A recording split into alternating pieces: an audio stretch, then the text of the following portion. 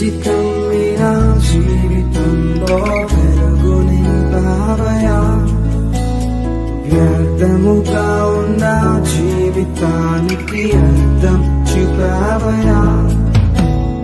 దేవుడికి మహిమ ఘనత ప్రభావములు యుగాలు కలుగునుగాక. ఆమేన్. మంచిది. ఈ సమయంలో దేవుని యొక్క సన్నిధిలో ఉన్నటువంటి మీ అందరికీ కూడా కొద్ది విషయాలు, కొంత సమయం, కొద్ది మాటలు తెలియజేస్తాను. జాగ్రత్తగా వాక్య భాగంలో వినడానికి ప్రయాసపడండి. ఎందుకంటే ఈ ప్రాంతంలో దేవుని యొక్క పరిచర్య జరిగించే కొరకు మరోసారి దేవుడి క్షేమంగా మమ్మల్ని ఇక్కడికి తీసుకొని వచ్చినందుకు దేవునికి స్తోత్రాలు చెల్లిస్తూ ఒక విషయాన్ని మీ అందరికీ కూడా తెలియచేయించాలని ఆలోచన కలిగి ఈ మాటలు మీకు తెలియచేయాలని ఆశపడుతున్నాను. సమయంలో బైబిల్ గ్రంథంలో నుంచి ఆదికాండంలో నుంచి మనము ఒక మాట చదువుకొని జాగ్రత్తగా కొంత సమయము దాన్ని ఉందాం.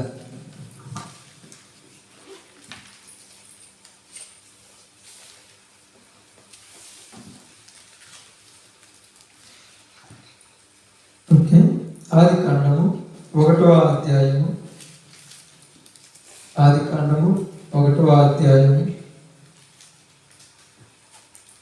28వ వచనాన్ని జాగ్రత్తగా చదువుకుందాం. దేవుడు వారిని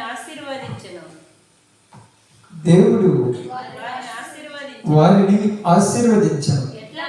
ఎట్లనగా మీరు ఫలించి అభివృద్ధి పొంది విస్తరించి భూమిని నిండించి దానిని లోపరుచుకొనుడి.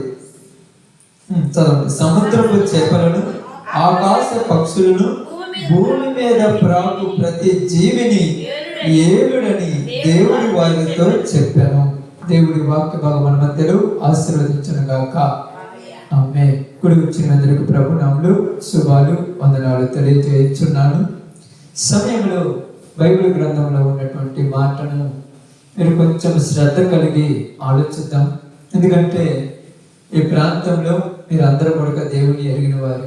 ఇక్కడ కూర్చున్నారంటే దేవుడు అంటే తెలుసు కదా, తెలియకుండా కూర్చోాలి. యేసు ప్రభు అంటే తెలుసు.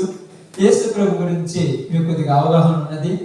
ఈ యొక్క మందిర ఆవరణంలో మీరు ఇక్కడికి వచ్చి ఇదన్నీ సిద్ధం చేశారంటే నాకు తెలిసినట్టుగా మీకు దేవుడి మీద ఏదో కొద్దో గొప్ప ప్రేమ ఉన్నది.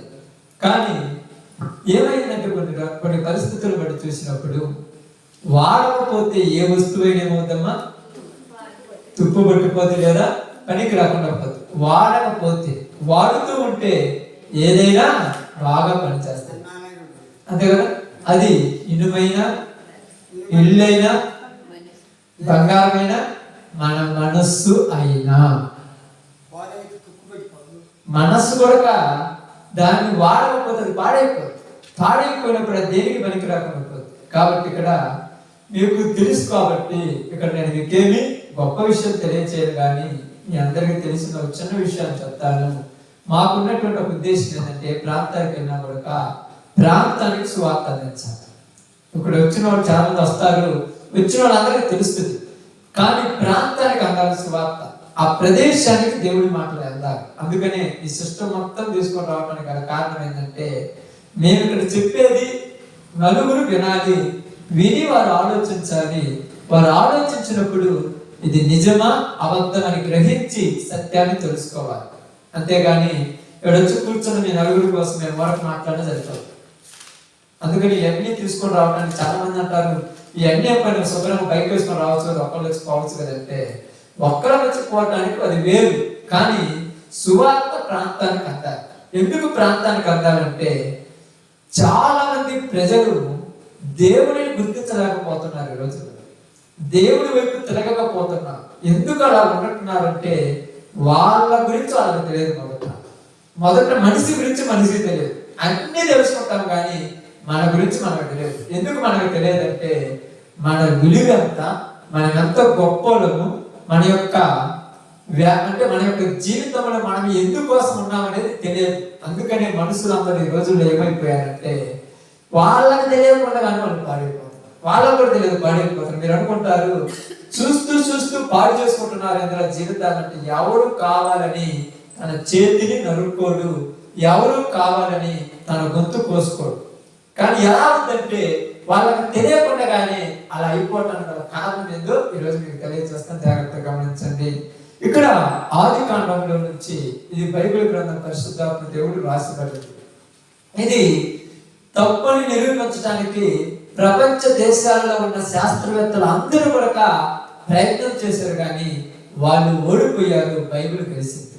అందుకని బైబిల్ ఈరోజు ఎవరు కూడా తప్పుని నిరూపించలేకపోయారు. అందుకని దీన్ని ఒప్పుకోవాలి, ఖచ్చితంగా దీని ప్రకారం చేయాల్సి వచ్చింది.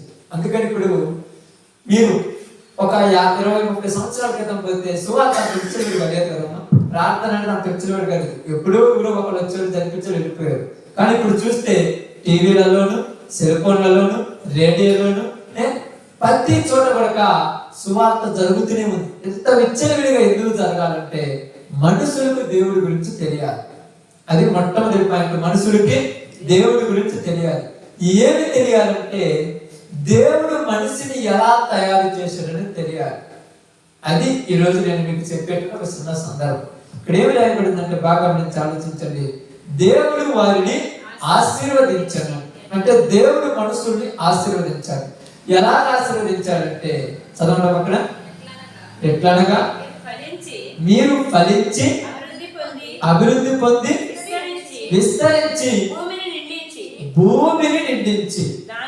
బాగా భూమిని అంటే మనుషులు ఎంతవరకు అందరికీ నచ్చింది. ఫలించడము నచ్చింది. ఫలించడం అంటే 2 మనుషులు 4 కావాలి, అది ఫలించడం అంటే. 4 మనుషులు 10 మంది కావాలి, ఇది విస్తరించడం అనేది. ఇది జనాలందరికీ నచ్చింది. కానీ ఇక్కడ ఒక మాట రాయబడింది, అది నచ్చల. అది ఎందుకు నచ్చలేదంటే దాన్ని మర్చిపోయారు అందరూ కూడా. ఏం మర్చిపోయారంటే అక్కడ చదవడము, దానిని లోపరుచుకొనుడి. లోపరుచుకోవడం అంటే అది మన మాటనే కాదు. ఆమేన్. లోపరుచుకోవడం అంటే దానికి లోబడకుండా. బాగా మీరు ఆలోచించండి.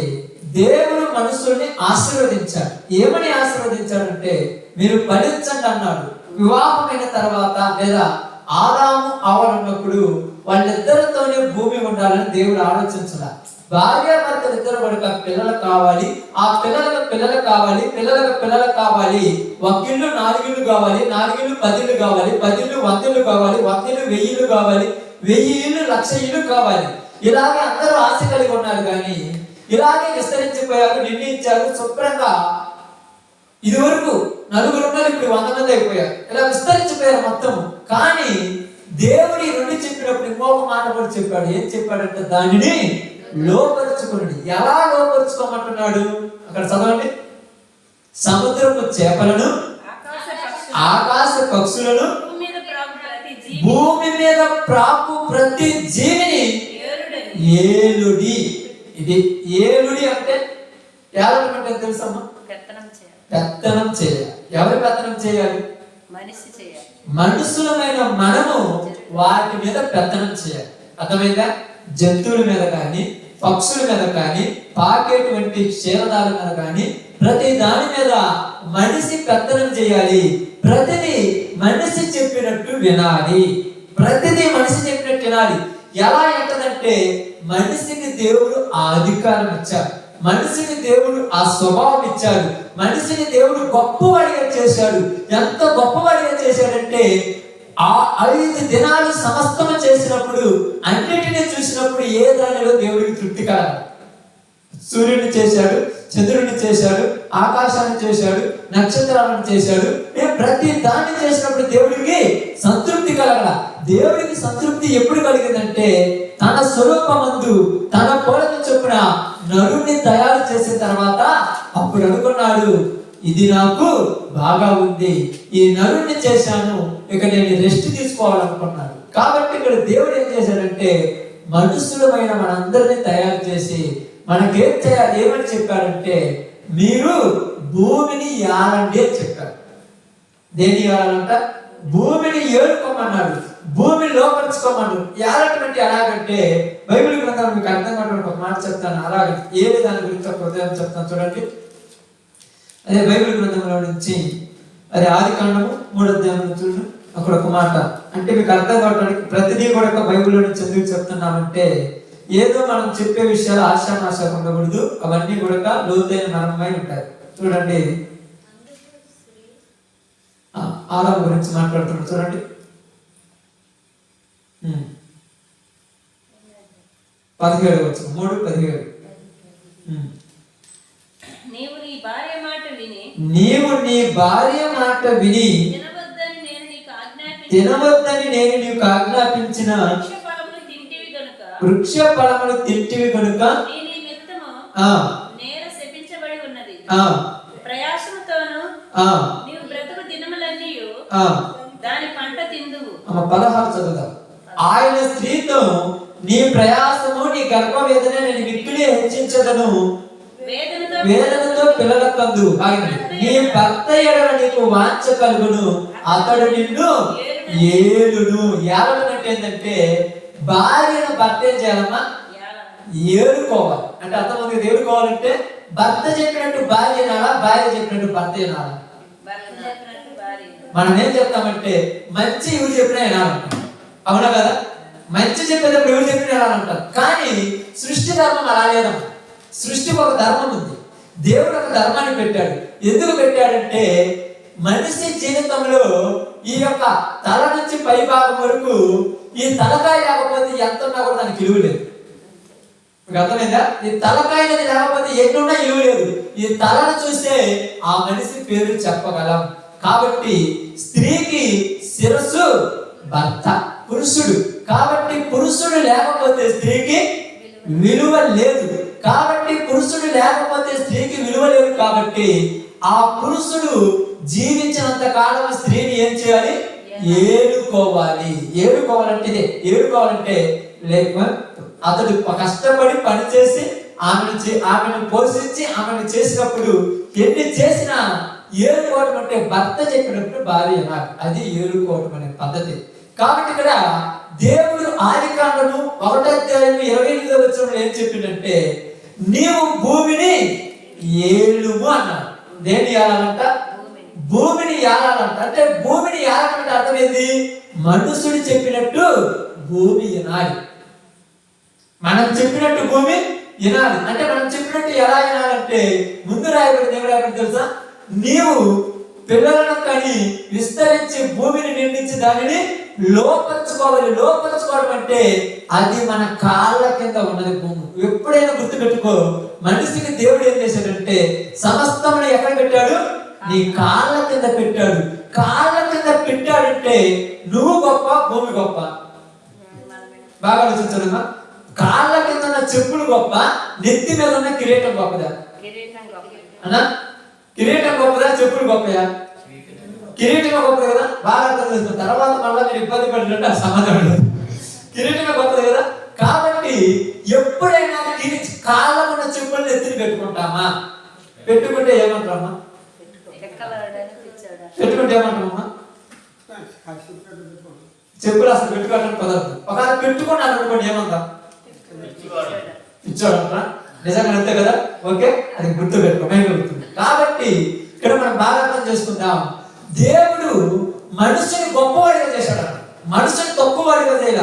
దేవుడు ఎంత గొప్పవాడు చేశాడంటే ఈ యొక్క వచనంలో మనం చెప్తుంది సముద్రపు చేపలను, ఆకాశ పక్షులను, భూమి మీద ప్రాకే ప్రతి జీవిని మీరు ఏలుకోమని చెప్పాడు. కాబట్టి ఇవన్నీ ఉంది ఎవరి కోసం? మన కోసం. బాగా అర్థం చేసుకుంది. ఇవన్నీ ఎవరి కోసం? మన కోసం. సూర్యుడు ఎవరి కోసం? చంద్రుడు ఎవరి కోసం? ఆకాశం ఎవరి కోసం? భూమి ఎవరి కోసం? మన కోసం. ఎందుకు మన కోసం ఇవి ఉన్నాయి? ఈ రోజు మనిషి తగ్గింపులు పడింది ఇక్కడే. ప్రారంభం చెడిపోయింది ఎక్కడంటే ఇక్కడే చెడిపోయారు. ఈ రోజు ఎవరు కూడా కావాలని చెడిపోవటంలా ఇక్కడే హద్దు తప్పిపోయాడు. అర్థం కాకుండా తెలిపోయాడు. ఇప్పుడు మేము మా ఊరు నుంచి ఇక్కడికి వస్తున్నాం. ఆ పోలేపల్లి దగ్గరికి వస్తే 4 రోడ్లు ఉన్నాయి. ఊరు తెలిసిందనుకో జరుగున వచ్చేస్తాం. అదే తెలియదు అనుకో ఫోన్ చేసి అడుగుతాం. అదే ఫోన్ చేయకుండా అడగకుండా మా ఇష్టం వచ్చి దాటిపోతామంటే ఖచ్చితంగా ఊరు వస్తామా? ఇటు పోయినాను అనుకోండి గజలపడే దూరిపోద్ది. ఇటు పోయినాను అనుకోండి చందాలం పోద్ది. ఏం తెలియ వాళ్ళు అడిగేది ఏం తెలియని అనుకోండి, ఏం తెలియకుండా ఆగే ఉంటాం. అంటే నేను ఎందుకు చెప్తున్నానంటే మనిషి ప్రారంభంలో బాగానే ఉన్నాడు. ప్రారంభంలో ప్రతీతి చేస్తున్నాడు. కొంచెం ముందుకు వచ్చిన తర్వాత ఏమైందంటే అర్థం కాలేదు మనిషికి. ఏమర్థం కాలేదంటే నేను ఎవరిని అనేది అర్థం కాదు. ఈరోజు నువ్వు ఎవరు అంటే మనం ఏమని చెప్తున్నామంటే మనము మట్టితో చేసినటువంటి మనుషులమని చెప్తున్నాము. దేవుడు సృష్టించిన మనుషులమని చెప్పటం లేదు. మనం ఎవరమంటే మనం ఏం చెప్తున్నామంటే మన గురించి మనం తక్కువగా చేసుకుంటున్నాం.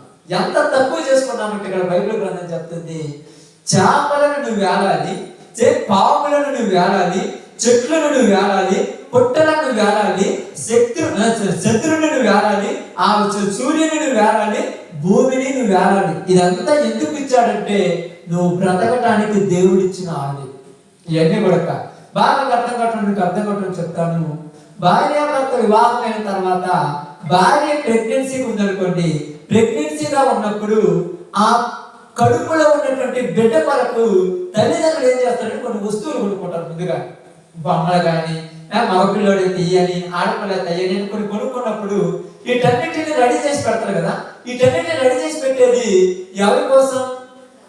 కుమారుడి కోసం కదా. ఇప్పుడు కుమారుడి కోసం వీటన్నిటిని రెడీ చేసి పెట్టిన తర్వాత ఇప్పుడు పిల్లవాడు పుట్టాడు, బేబీ అంటే అబ్బాయి కానీ అమ్మాయి కానీ. బేబీ పుట్టిన తర్వాత ఏం జరిగిందంటే ఆ పిల్లలకు అవన్నీ తెచ్చిస్తారు. ఆట బొమ్మలు ఏవి కానీ మీరు అన్ని కొన్నారు కదా, ఆ బొమ్మలను తెచ్చిచ్చినప్పుడు ఆ బొమ్మలను ఎందుకు ఇస్తాం ఆ పిల్లవాడికి? ఆడుకోవటానికైనా లేకపోతే వాటిని నెత్తిని పెట్టుకోవటానికా? ఆడుకోవటానికి కదా. ఎప్పుడు దాకా ఆడుకుంటాడమ్మా? బుద్ధి పుట్టినోడు ఆడుకున్నాడు, తర్వాత పక్కన నవ్వుతాడు, మళ్ళా ఎవరి దగ్గరికి వస్తాడు? తల్లి దగ్గరికి వస్తాడు, తండ్రి దగ్గరికి. అంతేనా? అర్థమవుతుంది కదా. బొమ్మలు ఎంతవరకు అంటే విషయాలు ఉన్నప్పుడు ఆడుకోవడానికి అంతే, ఏడుకు వచ్చినప్పుడు ఆడుకోవడానికి అంతే, లేదా ఇబ్బంది ఉన్నప్పుడు ఆడుకోవడానికి ఖచ్చితంగా మళ్ళా తల్లి దగ్గరికి రావాలి. ఎందుకంటే ఆకలి తీరాలంటే బొమ్మలు కట్టం. ఆ బొమ్మలు తింటే ఆకలి తీరుద్దా? ఈ ఒకవేళ కడుపులో ఏదైనా బాధ వచ్చిందంటే ఆ బొమ్మలు కట్టం.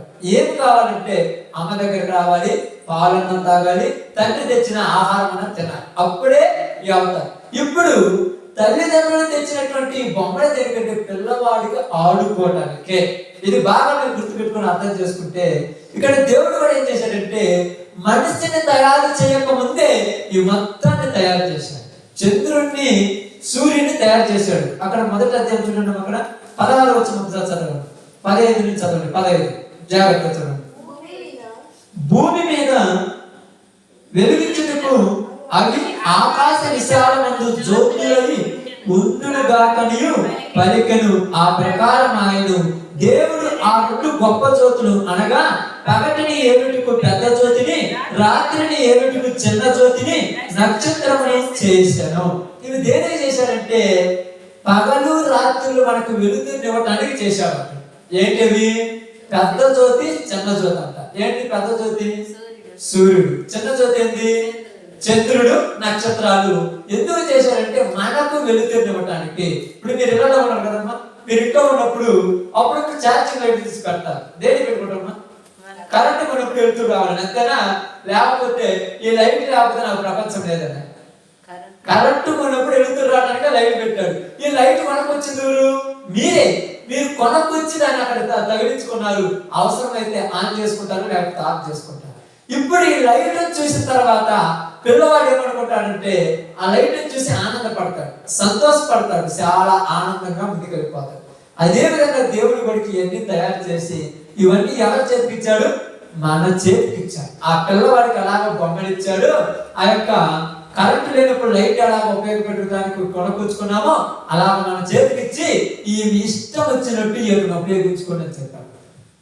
మన ఇష్టం వచ్చినట్టు మంచిగా ఉపయోగిస్తే మంచిగా ఉంటాయి, చెడ్డగా ఉపయోగించుకుంటే చెడుగా ఉంటాయి. అయితే మనిషి చేసిన తప్పు ఏంటంటే, మనిషి చేసిన పొరపాటు ఏంటంటే దేవుడు వాటిని మన కాళ్ళ కింద పెడితే మనం వాటిని నెత్తిలో పెట్టుకుంటున్నాం. అది ఇక్కడ ప్రాబ్లం అయింది. దేవుడు ఎక్కడ పెట్టాడు? దాన్ని కాళ్ళ కింద పెట్టాడు. నువ్వు దాన్ని కాళ్ళతో తొక్కాలి, నీ కాళ్ళ కింద భూమి ఉండాలంటే మనం తీసి దాన్ని నెత్తిని పెట్టుకుంటున్నాం. ఇందాక మీకు అదే చెప్పాను, చెప్పులు ఎప్పుడు ఎవరు కూడా నెత్తిని పెట్టుకుంటాడమ్మా. ఇదే జరిగింది. ఇక్కడ ఏం జరిగిందంటే దేవుడు ఏం చేశాడు? భూమిని నీ కోసం ఇచ్చాడంటే నువ్వు ఉండాలి, నివాస యోగ్యంగా ఉండటానికి నీకు ఇచ్చాడంటే నువ్వు దీని మీద నివసించాలి. నివసించి నువ్వు విత్తనాలు ఎత్తినప్పుడు నువ్వు మొలకెత్తమంటే మొలకెత్తావు, దేవుడు ఆజ్ఞాపిస్తేనే మొలకెత్తుతాయి. నువ్వు రమ్మంటే వర్షం రాదు, దేవుడు కురిపిస్తేనే వర్షం వస్తుంది. నువ్వు పిలిస్తే ఏమీ జరగదు, దేవుడు జరిగిస్తేనే అన్ని జరుగుతాయి. కాబట్టి ఇవన్నీ నీ కోసం ఇచ్చి సమస్తం సిద్ధం చేస్తే ఇప్పుడు మనిషి ఏమైపోయాడంటే వాటిని ఏలవలసిన మనిషి వాటి చేత ఏలబడుతున్నాడు. అర్థమవుతుందా? వాటిని ఏలాలి. ఏమి ఏలాలంటే యెహోషువ గ్రంథంలో ఒక మాట రాయబడింది, మీకు చదివేది కానీ చెప్తాను చూడండి, సమయం లేదు కాబట్టి. యెహోషువ ప్రార్థన చేస్తున్నాడు. ఏమని ప్రార్థన చేశాడు? సూర్యుడా నువ్వు ఆగుము, చంద్రుడా నువ్వు ఆగుమన్నప్పుడు సూర్యుడు చంద్రుడు ఆగిపోయింది. ఎందుకు ఆగుతాయంటే దేవుడు మనకిచ్చిన ఆట బొమ్మలు, అంతే కదా. ఇప్పుడు ఇందాక నేను చెప్పాను చూడండి, తల్లిదండ్రులు ఇద్దరు కూడా బొమ్మలు కొనుక్కొచ్చి పిల్లలకి ఇచ్చారు.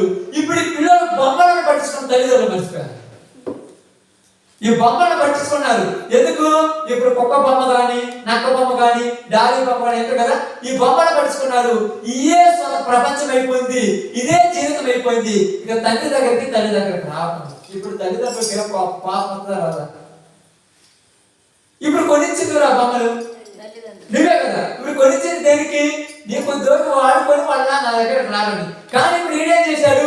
ఆ బొమ్మలే ప్రపంచం అయిపోయింది, ఆ బొమ్మలే ప్రపంచం అయిపోయాయి. పొద్దుగులు ఆ బొమ్మలతో ఆడుకుంటాడు, బొమ్మలతో తిండి లేదు, తిప్పలు లేదు, ఏమీ లేకుండా పోయాయి.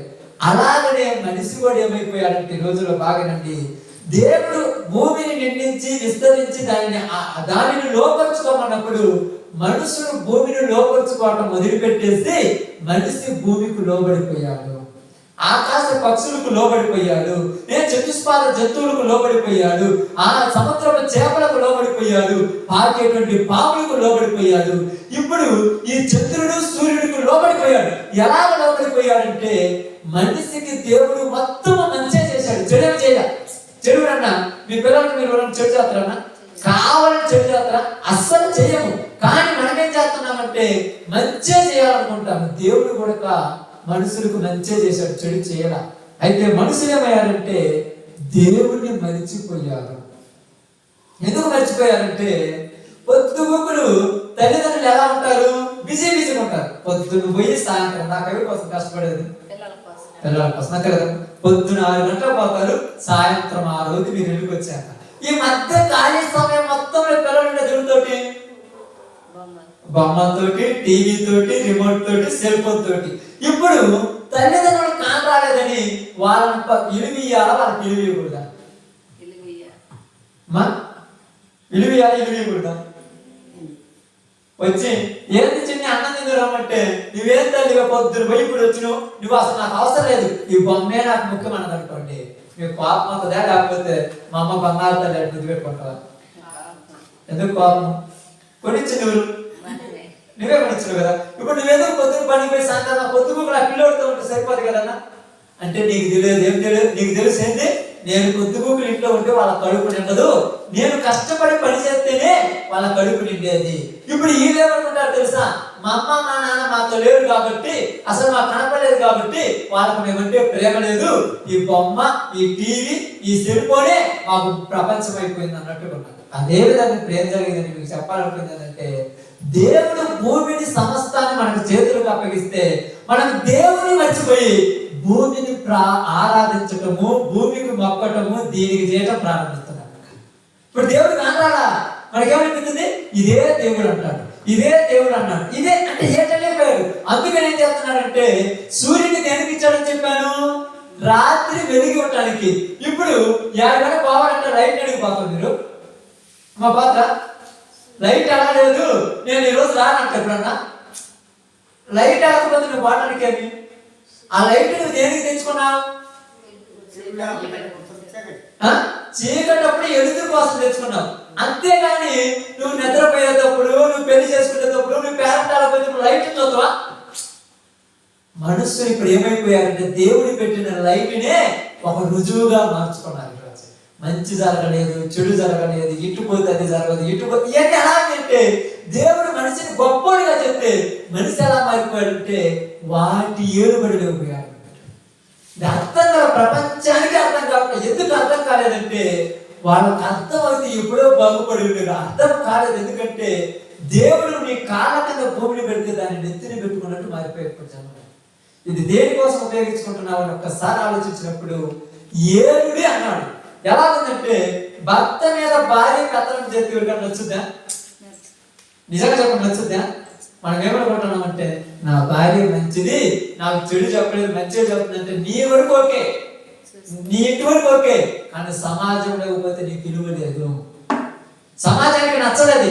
ఎందుకంటే గవర్నమెంట్ ఒక రూల్ ఉంది, ఒక సృష్టి ధర్మం ఉంది. పురుషుడే ఏలాలి స్త్రీని, స్త్రీ పురుషుడిని ఏలదు. ఎందుకు ఏలదంటే పురుషుడికి దేవుడు ఇచ్చిన వరం వేరు, స్త్రీకి దేవుడు ఇచ్చిన ఆజ్ఞ వేరు. కాబట్టి ఇక్కడ జరిగేది ఏంటంటే మనము భూమిని ఏలాలి కానీ భూమి మనం ఏలకూడదు. ఈరోజు ప్రపంచం మొత్తం ఇదే దాని దగ్గర అయిపోయింది. ప్రపంచం మొత్తం 190 మంది ఇదే మార్గంలోకి వెళ్ళిపోయారు. ఏ మార్గం అంటే ప్రతి దానికి ఈడు దానికి ఏడుబడిపోయారు.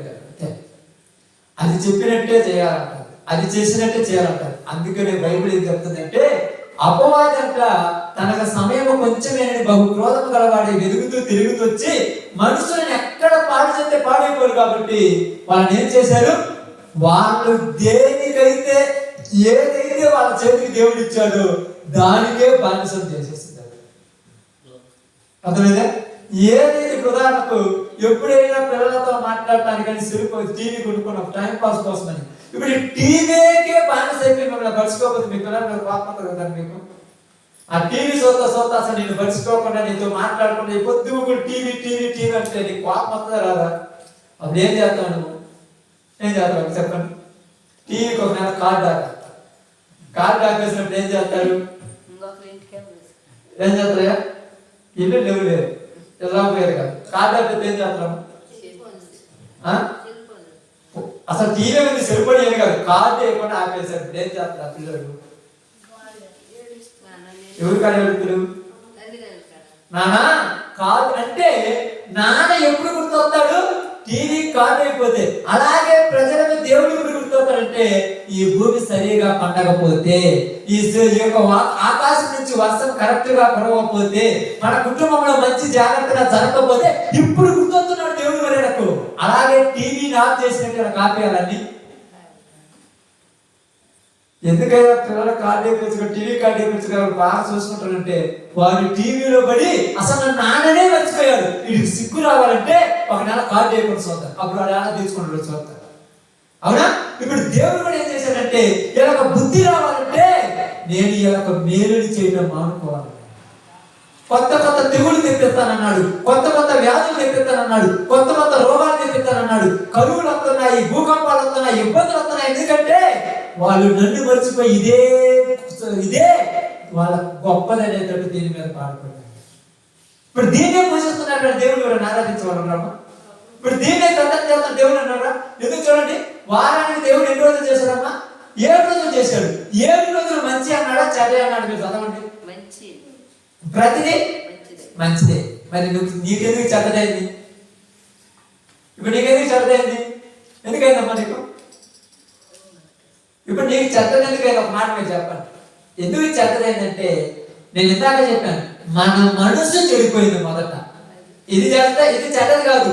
ఆదివారానికి 24 గంటలు ఉన్నట్టే సోమవారానికి కూడా 24 గంటలు ఉన్నాయి, శుక్రవారానికి 24 గంటలు ఉన్నట్టే బుధవారానికి 24 గంటలు ఉన్నాయి. అదే నీ కడుపులోకి వచ్చి ఆ పాము కలిసినప్పుడు ఇదిగో తూర్పు ప్రయాణం చేయాలన్నప్పుడు రే ఈ రోజు శుక్రవారం తూర్పు పోకూడదంటే పాము కలిసినప్పుడు ఇంట్లో దాచి పెడతావా? అది తూర్పు లేదు, పరమం లేదు, ఉత్తరం లేదు, మనీ చూస్తుంటా నువ్వేది లేని చూస్తున్నావు అంటారా? అప్పుడు లేని బట్టి ఇప్పుడు ఎందుకు వచ్చాయంటే మనిషి ప్రశాంతంగా బొమ్మలతో ఆడుకున్నట్టుగా, పిల్లవాడు బొమ్మలతో ఆడుకొని తండ్రిని మర్చిపోయినట్టుగా భూమి మీదకి వచ్చిన ప్రజలు కూడా దేవుడిని మర్చిపోయి ప్రతనం దేవుడు ప్రారంభించారు. ఇప్పుడు దేవుడి కోపం ఏం చేస్తున్నాడంటే ఒకటే చేస్తున్నాడు. ఏమంటున్నాడంటే వీళ్ళు నన్ను తెలుసుకోవాలని వాళ్ళకు వెళ్ళి నా గురించి చెప్పాను. స్వాత అంటే ఏదనుకుంటున్నారు చాలా మంది, యేసు ప్రభు ఏదో యేసు ప్రభు అంటే యేసు ప్రభు గురించి చెప్పేదాని గురించి కంటే ముందుగా మీకు పురాణం వచ్చినప్పుడు చెప్పాను, యేసు ప్రభు గురించే చెప్పాలి, ఏడు గురించి మనం చెప్పుకోకూడదు. అందుకే బైబిల్ చెప్తున్నాడు, ఏడు కొమ్మని నీ చేతికి ఇచ్చాడు, నువ్వు దాన్ని ఏడుపడలేకపోతే నీ చేతికి ఇచ్చాడంతే. నువ్వు చెప్తున్నావు ఇదిగో ఆకాశం నుంచి వర్షం కురిపించమని దేవుడిని అడగాలి. నువ్వు ఇక్కడ ఎక్కడో దీన్ని అడిగితే ఏం చేస్తున్నావు? ఆలోచించండి ఏం జరుగుతుంది. నీకు అర్థం కావాల్సింది ఏంటంటే ఇవన్నీ దేవుడు నీకు ఆడుకోవటానికి వాడుకోవటానికి ఇచ్చిన బొమ్మలు.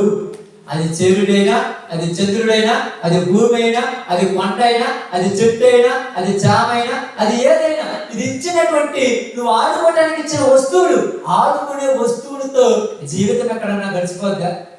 కానీ ఆ పిల్లోడు ఏమనుకుంటాడు తెలుసా? ఈ సెల్ ఫోన్ పట్టుకున్నాడు. మీ పిల్లలు ఉన్నారు కదమ్మా, ఈ సెల్ ఫోన్ ఉందనుకో వాడు ఏమంటాడు తెలుసా? ఆకలే కావట్లేదు, సెల్ చూస్తుంటా అంటాడు. నిజంగా ఆకలి అవుతా కాదన్నా? నిజంగా చెప్పండి, మీకు తెలిస్తే ఆకలి అవుతా కాదు? మరి ఎందుకు ఆకలి కావట్లేదు సెల్ చూస్తున్నప్పుడు? బాగా అర్థం చేసుకున్నాను, బాగా చెప్తానండి. ఈ టైంలో వాడి మనసు అంతా దాని మీద కేంద్రీకరించి పెట్టాడు. కానీ అక్కడ ఏం జరుగుతుంది తెలుసా? సెల్లులో కొంచెం దూరం అయిన తర్వాత బోర్ కొట్టే ప్రోగ్రామ్ ఒకటి వచ్చింది అనుకో, అప్పుడు బోకుండా గుర్తొస్తుంది. కొంచెం ఇబ్బంది కానీ కటికే గుర్తొస్తుంది పోకుండా, అమ్మ అన్నం పెట్టు అంటాడు. అలాగే మనుషులు కూడా ఏం చేశాడంటే ఈ నడుస్తున్న దారిలో ఇప్పుడు ఈ బాట అనుకోండి, ఈ బాటలు చెప్పింది ఇటు పోనీ బంగారం దొరుకుతుంది, ఇటు పోనీ బాగుంటుంది, ఇటు పోనీ బాగుపడతావు, ఇటు పోనీ బాగున్నాడు. కానీ ఇది చెప్పినప్పుడు మొదలు పెట్టినప్పుడు బాగానే ఉన్నది. ఇంకోసారి పోతే దీని మీద ఇసుగు పుట్టేసి ఈసారి సెల్ఫోన్ మాట్లాడుకున్నా, ఈసారి సెల్ఫోన్ చెప్పింది ఇబ్బంది అయిందనుకో, తర్వాత పుస్తకం మాట్లాడుతున్నా, పుస్తకం చెప్పింది ఇబ్బంది అయిందనుకో, కుర్చీ మాట్లాడుతున్నా, కుర్చీ చెప్పింది ఇబ్బంది అనుకో. అంటే దారులు వేరే వేరే ఉన్నాయి కదా, నా ఇష్టం వచ్చిందని అడుగుతాను అన్నాడు. దేవుడు అన్నాడు, కుర్చీవాడా అవన్నీ నీ చేతికి నేను ఇచ్చినీరా, వాటి చేతిలోనికి నువ్వు పోయి నీ జీవితాన్ని ఎందుకు పాడు చేసుకుంటున్నావు? ఇవన్నీ మన చేతికి ఇచ్చాడు. నేను అదే చెప్తున్నాను, ఇవన్నీ మన చేతికి ఇచ్చినాయి. ఏంటో మనం ఎలా చెబితే అలా ఉండాలంతే. అర్థమైందా? ఇది ఎలా ఉంటే అలా ఉండాలి. కానీ మనం ఏం చేసామంటే మనం దాని చేతిలోకి వెళ్ళిపోయాం. దాని చేతిలోకి వెళ్ళిపోయిన తర్వాత అది ఒప్పుకుంటుందిగా. మీకు తెలుసో తెలియదు, అప్పుడప్పుడు రాజు చెప్తుంటాడు కాలం బాగా పాజిటివ్ పాజిటివ్, చాలా పాజిటివ్ అవుతాడు అంటాడు. ఈ పాజిటివ్ వచ్చినప్పుడు ఎంత లావు కాలం పాజిటివ్ అయినా లాభం ఆగిపోదు కదా. ఎంత నేను లాగైతే ఆగిపోదు. కానీ లాభులు వదిలేసి దాన్ని మనం ఆపాలంటే వలగ. అలాగే ఎలాంటి దాన్నైనా మన ఆలోచన ఆపగలదు. కానీ మనం ఆలోచించకుండా ఏం చేస్తున్నాం? గుడ్డిగా వెళ్ళిపోతాం. అంటే ఇది ఒక గుడ్డి భ్రమ. ఎందుకు గుడ్డి భ్రమ అంటున్నామంటే మనకు మంచి జరగాలి.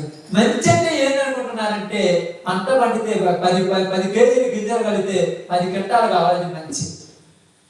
100 రూపాయలు డబ్బులు పెడితే 1,00,000 రూపాయలు రావాలని మంచి. మరి జీవితంలో బాగుపడేటువంటి తత్వం అనేది మీకు అర్థం కాలేదు. దేవుడు ఈ రోజు మన అందరికీ చెప్పిన ఒక మాట ఏంటంటే సమస్తము నీ పాదం కింద పెట్టాను, నువ్వు వాటిని ఏలు అని చెప్పాడు అంతే. కానీ ఏలట మర్చిపోయి ఏలుబడిలోనికి పోకుండా మనము దాని చేత ఏలబడుతున్నాం. అందుకని ఏమన్నాడు బైబిల్ గ్రంథంలో నుంచి చూడండి ఒక మాట అక్కడ ఆదికాండం 4వ అధ్యాయంలో ఇక్కడ ఒక మాట చూడండి.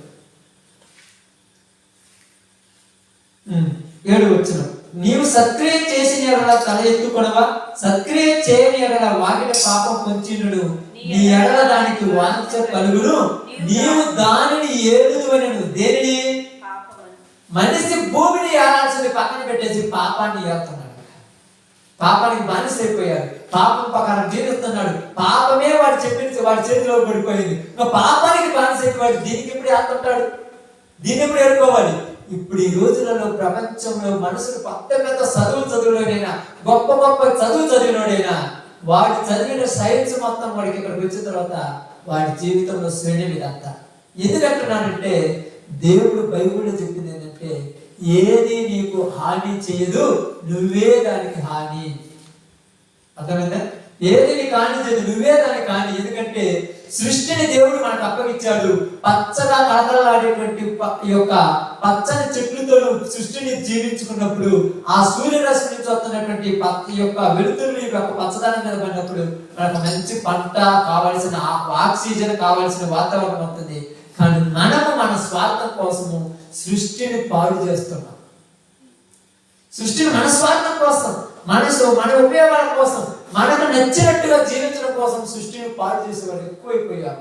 అందుకనే బైబిల్ చెప్తుంది ఏమంటున్నారంటే మీ అందరికీ ఈరోజు చెప్పిన ఒక చిన్న మాట ఏంటంటే మనము దేవుని స్వరూపము, మనము దేవుని పోలిక, దేవుని ఇష్టానుసారంగా పెంచుకున్న వాళ్ళం. మనము భూమికి లోబడకూడదు, సృష్టికి లోబడకూడదు. సృష్టిని మనం ఏలాలి కానీ సృష్టి మనమని ఏలకూడదు. గలతీయులకు రాసిన పత్రిక 4వ అధ్యాయంలో కదమ్మా ఏమన్నాడు? ఇదిగో మీరు దినములను, మాసములను, సంవత్సరములను, ఉత్సవ కాలములను మీరు చూసినప్పుడు నాకు ఆశ్చర్యం అవుతున్నది. ఏమంటున్నాడు? ఇదిగో ఈ రోజు అమాస అంటున్నావు, ఈ రోజు పుణ్యం అంటున్నావు, ఈ రోజు అది అంటున్నావు, ఈ రోజు పాఠ్యం అంటున్నావు. సృష్టి క్రమములో ఒకదాని తర్వాత ఒక జరిగాయి కానీ ఆ రోజున నువ్వు ఏం చేసినా ఏం చేయకుండా దేవుడి దీవెన ఉంటే నువ్వు బాగుపడతావు, కానీ దేవుడి దీవెన లేకపోతే ఎక్కడికి కూడా బాగుపడతావు. అప్పుడే మనమేమంటాం తెలుసా? దేవుడు రాసి పెట్టాలంట. దేవుడు రాసి పెట్టాలి, అదంతా తప్పు. దేవుడు అందరికి ఏం రాసి పెట్టాడు? అందరినీ మంచి వాళ్ళగానే చేశాడు. ఇప్పుడు తప్పులు చేశాడు ఆయన. పుట్టినప్పుడు ప్రతి వాడు మంచోడే. పుట్టినాన మన పిల్లలకు మేము పేరు పెట్టుకుంటాం, వీడు కలెక్టర్ కావాలి, వీడు ఇంజనీర్ కావాలి, డాక్టర్ కావాలని పెట్టుకుంటాం. కానీ ఎవరినైనా ఒక్కడైనా వీడు నరహంతలు కావాలని ఎప్పుడైనా పేరు పెట్టారా? ఎందుకు పెట్టండి, ఎందుకు పెట్టండి, ఎందుకు పెట్ట చెప్పండి అలా ఎందుకు పెట్టాలట? అది చెడ్డే కాబట్టి, అది మంచిగా కావాలి. కానీ వాడు మంచిది ఒకటనే అవుతుందా? అదే చెప్తుంది ఈరోజు నీకు అందరికి చెప్తున్నాను. భూమిని ఆరాలి. ఈరోజు నేను ప్రపంచంలో చాలా సార్లు మా ప్రాంతాల్లో సువార్తలు నేను వెళ్తుంటా, ప్రతిరోజు వెళ్తుంటా. వెళ్ళి ఏం చేసి వస్తారంటే సత్యం ఇది తెలియజేసి వస్తాను. నచ్చినోడికి నచ్చుతుంది, నచ్చినోడికి నచ్చదు. కానీ నిజం కాబట్టి ఏమని చెప్తున్నాము? నువ్వు రాజువు, నువ్వు సింహాసనం మీద కూర్చొని అందరినీ ఏమంటే నాకు సింహాసనం వద్దు, నేను కిందనే కూర్చుంటాను అని ఏం చేద్దామని చేయగలమా? నువ్వు పైన కూర్చొని వేరు, నువ్వు రమ్మంటే రావాలి, నువ్వు పొమ్మంటే పోవాలి, నువ్వు చేయమంటే చేయాలి. నువ్వు విత్తనాన్ని ఇస్తే భూమి మరవాలి, నువ్వు దున్నితే అది దున్నబడాలి, నువ్వు తొమ్మితే అది బయటికి రావాలి, నువ్వు ఎర కొడితే చెట్టు ఎరగాలి, నువ్వు పగల కొడితే రాయి పగలాలి. అంతే ఆ స్వతంత్రం దేవుడు ఇచ్చాడు. నువ్వు చేపలు నీ చేతిలో ఉంటాయి, పక్షులు నీ చేతిలో ఉంటాయి, పాములు కూడా నీ చేతికి లోబడిపోతాయని దేవుడు ఇచ్చాడు. కానీ ఇప్పుడు మనం ఏం చేస్తున్నాం? వాట చేతులకు మనం పోయాం. అది అర్థం కాదు మనుషులకి. ఇప్పుడు ఏమైపోయారంటే ఈ భ్రమలో, నాకు మీరు చెప్పారు చూడండి, ఈ భ్రమలో ఇది లేకపోతే చచ్చిపోతాం అన్నట్టు ఫీల్ అయిపోతున్నారు. ఏంది పిల్లలు అంటారు కదా, చెడుపడి అయిపోతానంట అడిగి అన్నం తింటారు. చెడుపడి అయిపోతే అన్నం తిన ఒకటి మీద అసలు తల్లిదండ్రులు ఏమనుకో వాళ్ళు తిప్పు అనవసరంగా ఈ చెడుపడి గురించి తప్పు చేశానురా అనుకుంటారు. అవునా కదా? ఇప్పుడు తీసేస్తే ఒప్పుకున్నాడా? ఏడుతామంటాడు, మామూలుగా ఏడుతురా, నీకు ఎంత కట్టదు నీ మాటిపోయాలంటే అసలు కుదరదు.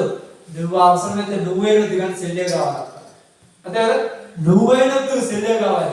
వాళ్ళ దాకా నీ చిన్నపిల్లలు వాళ్ళు ఏముంది, మనం ఉన్నాం కదా, మన పెద్ద వయసులో ఉన్నారు కదా. ఇప్పుడు ఎలా చాలా కదా, టీవీ సమయంలో సీరియల్స్ వచ్చే సమయంలో భర్త కష్టపడి ఇంటికి వచ్చినా కనుక భర్తను నీరు ఇవ్వడానికి కూడా టైం లేదు. రోజు మనుషులకి నీరు ఇవ్వంటే ఎంత తిరిగి వచ్చినావు పోయి నీరు తెచ్చుకోలేవా?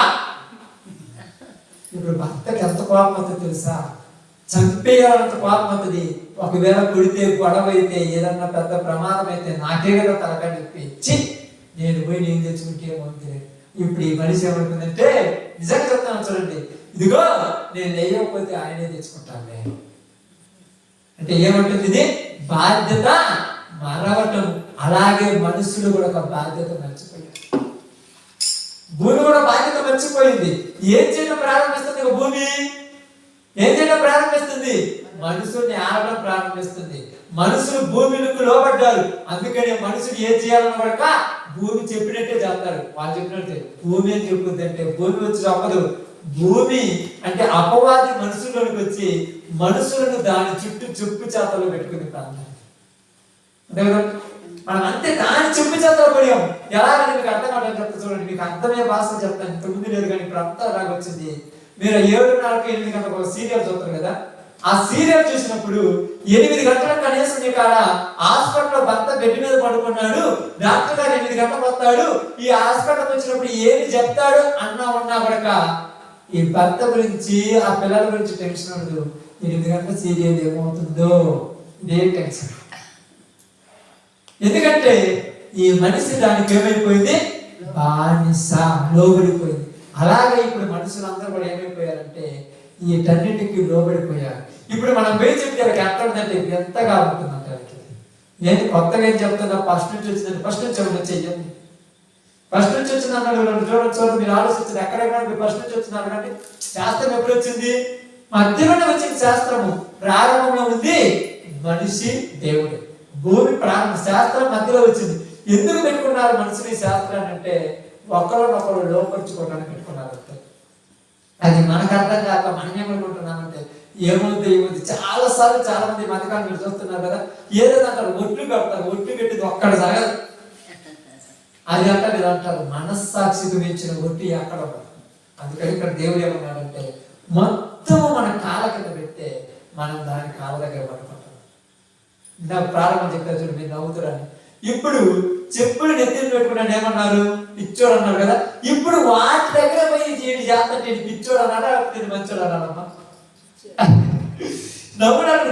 ఎందుకు మీరు నవ్వులాడిపోతుందంటే నిజంగా చూడండి, ఈడే పోతాడు, వాడే చేస్తాడు, వాడే కడుగుతాడు, వాడే నీళ్ళు పోతాడు, వాడే కొట్టి పెడతాడు, వాడే చేస్తాడు, వాడే చేస్తాడు, వాడే చదువుతాడు, బాగా వాడే తెచ్చి ఆడేస్తాడు, మళ్ళా ఏంటి చేస్తాడు. ఇవన్నీ ఎందుకోసం చేస్తాడంటే మనుషుల తాత్కాలిక సంతోషం కోసం. చెప్పండి దేనికోసం అంట? మనుషులు క్షణమాత్రమే సంతోషం, శాశ్వతకాల సంతోషం అది ఆ టైంలో ఉంటుంది. లక్షలు తగలబెట్టేస్తారు, ఆ టైం కోట్లు తగలబెట్టారు. ఎందుకు చెప్తుందంటే బైబిల్, నీ మనస్సాక్షిని మించిన దైవం ఎక్కడ? ఆ మనస్సాక్షి ఇచ్చింది నేను, కాబట్టి నన్ను గుర్తించాలి మీరు.